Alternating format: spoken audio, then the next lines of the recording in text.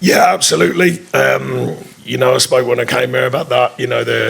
Everyone wants to play beautiful football, but you play the football that can win, and you're definitely right. You've got to do both boxes well, and I thought we did. And the bit in the middle I thought was very pleasing today. I like to play mixed football. I don't always play pure football. Everyone knows that. I don't mind people playing longer passes, and I thought we were effective with that. But then when we had windows to play, we did. And then the main thing for me was all the nuts and bolts, I call it, the performance, the distances, the pressing lines, the connection between the players off the ball was excellent, I thought, today. And left very little areas for them to work in. I was really, really pleased with that.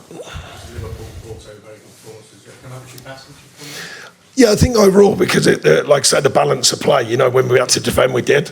And then when we could play, we did. When we had to clear our lines and do the basics, we did. And, everyone's looking for the right decisions from players, and they've certainly made a lot of very good decisions today. The three things I work with the players on, there's only three things that can happen in football. You've got it, they've got it, and no one's got it. And we've got all of them right today, in my opinion. When they've got it, our shape was good, our willingness and desire to press and compete. When we had it, we found different ways of operating to go and open up them. And then the bit in between, when the ball's bouncing around, who's going to win it? Who's got the fight in them to go and win it? And I thought we did that fantastically well today. I think it showed a side of the way of the game you could play, the really attacking football. Well, we didn't come here to not attack, by the way. So, I'm not bothered about that. It doesn't matter to me. Yeah, it's just the way it goes. It's the way you played today. That's just I've always wanted to play. You've got to work with the players you've got. And I think I've always tried to look at and give them a chance of being the best them. Not the best for me. It's not about me. I never tried to look at my brand. I just look at the players and go, right, what's the best way of you operating to be successful? This is a different group. I think there's a real talented group here, and I've said that all along. But you still got to do the basics, the hard yards, win your headers, win your tackles, win your races. I told them that at half time. Sort of stuff that, your Sunday league coach told you when you're a kid. I'm not worried about that because it's so important. And I thought we did all them three things and showed the quality of the players today as well.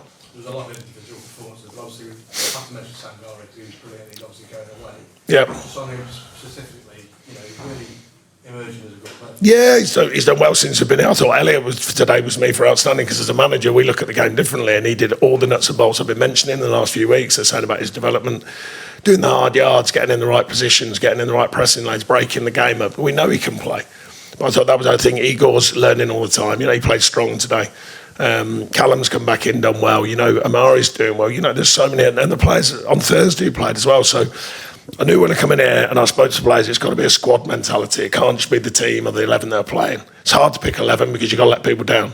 But this is not so difficult in the sense they are playing football because of all the games. But equally, everyone's got to know their roles and responsibilities whenever they go in the team. And I was absolutely delighted with that over there. And then, the last game over at Utrecht and then today. Sean, I take on board what you just said about it being a team thing. But when Sangare was signed, Forest really hoped he was going to be a key figure and an integral figure in this side. Are you seeing signs that he can be that kind of player?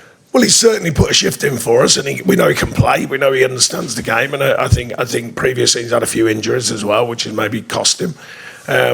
I've enjoyed working with him. He works hard on the training pitch, comes in with a smile, and gets on with it. And he's one that's certainly shown what he can do, and he continues to do so with a great goal today. There's a lot of players over here. I mean, I could wax lyrical about so many today on a day like today. I mean, I thought everyone was absolutely top draw. And then the players who played on Thursday as well. I thought that was a very strong performance. Another day, at half-time, you're 3-0 up and the game's over. It wasn't, but the mentality was absolutely clear to see. We were still going for the win, and we'd got the win on Thursday. And today, the mentality was clear to see, and I've been really, really pleased with the players, and they deserve a lot of credit for that. They've been through a lot of different changes. They've accepted this change with me and my staff, and they've accepted the work they've been doing. Sangare's goal was a finish, but it was also a great team goal as well. Did that kind of personify what you want to see? Yeah, I prefer them boring 1-0s, you know that. God, far too exciting when they start passing it around and knocking goals in like that. No, but it was a fantastic finish, and I said to him that our game plan today was actually a more generalised game plan, framework and freedom. Your framework's got to be right. They understand that the framework, the tactics, and the delivery of tactics is so important. But then the freedom to go and play. And I was really pleased with that, the anticipation of each other in possession, the anticipation of working to get the ball back and then delivering that first pass. And if you get your first pass away, you're often in a position where you start connecting. And I was really pleased with that today. Sure, how nice to have a clear week next week, which has been full on since coming in midweek, weekend.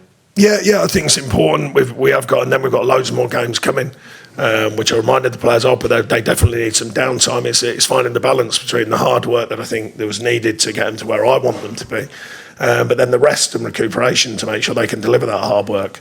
So this week is a bit of a free week, couple of days off, and then we'll be working ready for the next game. Do you want to say about the mentality? You touched on the mentality there, but after you lost to Bournemouth, you recovered. After you lost to Brighton, after you lost to Everton, you recovered really well. But just the mental state of the players to be able to do that. And recover so quickly. I mean, look, you become resilient from what you do, and it's not a pure business professional football. There's going to be challenges for players, challenges for myself.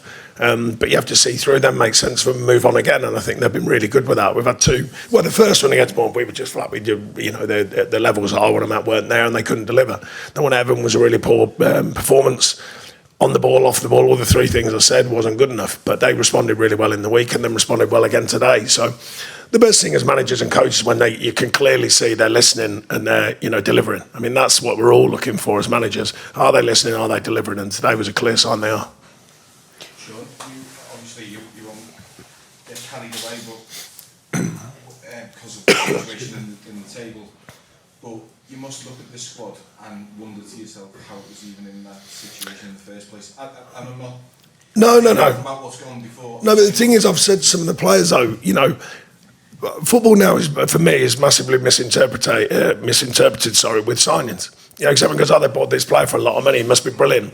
It doesn't matter anymore. It don't have to be brilliant anymore to cost a lot of money. You either pay it or you don't.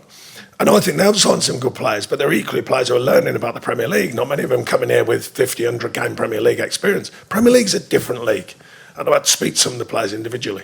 Say, look, don't over-question yourself. Amari was one. Dan Doyle, I think, is working terrifically hard. I said, it's not easy to come into the Premier League and just go, bang, that's it, I'm a Premier League player. So it does take a bit of time, and time's the hardest commodity as a manager. And for fans as well, because the expectation rises when they see a fee. That's it nowadays. So I don't see that. I just go, look, don't forget about the fee. We'll teach you, and hopefully you'll learn from us about what the Premier League requires. And I think there's signs that they are doing that. Yeah. I noticed when the third goal went in, normally you're quite get back on it as quick as you can, but you turned around and said to Steve and Ian, what a goal, and you put your hand on your head. So that was the sign of... I said, I'll have to look at that back. I'll have to get VAR to have a check on that. Not my style. I'm disappointed myself if I got involved in that nonsense. Trust me, but... It was curious that you're enjoying yourself. No, I'm enjoying it. I mean, it's a challenge. It's quite obvious the challenge, so many games and injuries and all that. But, still, you've got to find enjoyment from it. I think the collective mental sort of attitude here has been fantastic since we came in. The fans, and the fans, they play their part of the team. Everyone was responding to what we're trying to offer them. Because without that, you can't do it as a manager. You need the players to respond to what you're trying to guide them towards. And I've been really, really pleased with that. Sure, you mentioned time as a manager. Thomas spoke very well. He spoke very glowingly of friendship before this game. It feels like he's struggling to get that consistency at the moment with his team. Does that surprise you at all? But you bring new ways in. It's not you don't just click your fingers with a group of players. They sign players. You've got to re-educate in your way. That doesn't mean no disrespect to any other managers, in your way and your style. And it takes time. But there is no time now. Hero to zero every week now. And that's just the nature of the world, not just football.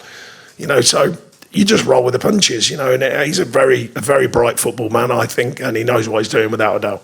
And just on the first goal that you scored, people will look at Archie Gray and maybe Enquiries mistake, but Tottenham at times have had issues with playing out from the back. Was that something that you were very aware of, the way Sangai was onto it? No, I just think the modern game has changed. Well, actually, this year it's changing again because there's more long balls than there has been in years in the Premier League. At the end of the day, people have changed. People will see goals go in and they go, yeah, but that's part of their philosophy. I'm going, how about changing that and stopping the goal going? And personally, that'd be my belief. But that's up to them. It's up to other managers, up to fans, what they want to see, how they want it to go. I always like the bit when you win. That's my favourite bit. So that's all I try and do is create teams that can win. Last one.